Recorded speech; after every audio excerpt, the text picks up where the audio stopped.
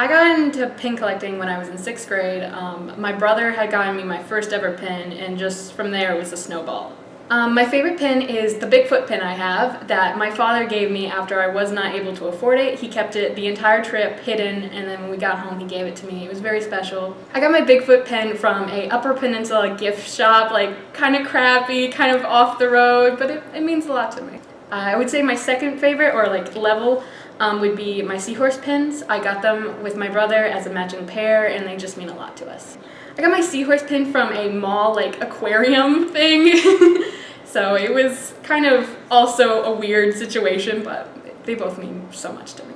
My first pin was my Bob Ross pin that my brother gave me. I had a huge obsession with Bob Ross, still kind of do, so he was just like, here's this small little thing, and oh, if you knew. I have roughly 58 to 64 or so. I have some at home, so I wasn't able to count those, but yeah, I have too many. The most expensive pin I have, I think, is my Lilies of the Valley pin I got online from an Etsy shop, which I want to support. The pin was about $15, including shipping, so yeah.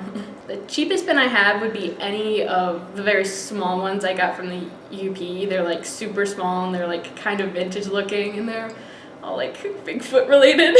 Those small pins would be at like 15 cents each, I mean, yeah. I keep my pins in a little pencil case that I just, I've turned to that. The coolest place I would have to say I got a pin was on the ground. I got my Cthulhu pin just walking around. I saw it on the ground, I was like, that's mine now.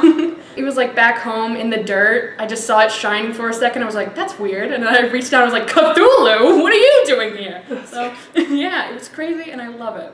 I would love to make my own pins. I think that would be very cool, and I think I would have to do like little flower designs. I love flower pins and I love like alien pins, so maybe I would try to do something and coordinate them both. So.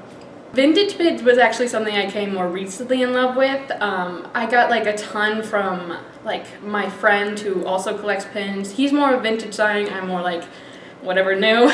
But he gave me two little umbrella pins and then this little giant bike one that are both vintage pins, and I just love them, but I don't know if I'll continue to collect more vintage. Those aren't what I'm really kind of going for with my collection. I'm trying to go with more of a cutesy vibe and an alien, kind of weird, gothic, cryptid, kind of cute stuff too. The advice I would give someone if they want to start a pin collection, go slow, don't burn all your cash at once, and get what you like. Don't get like those high-priced collectible Disney stuff or like stuff you find online. Just go for small stuff, just keep building. Don't go all at once.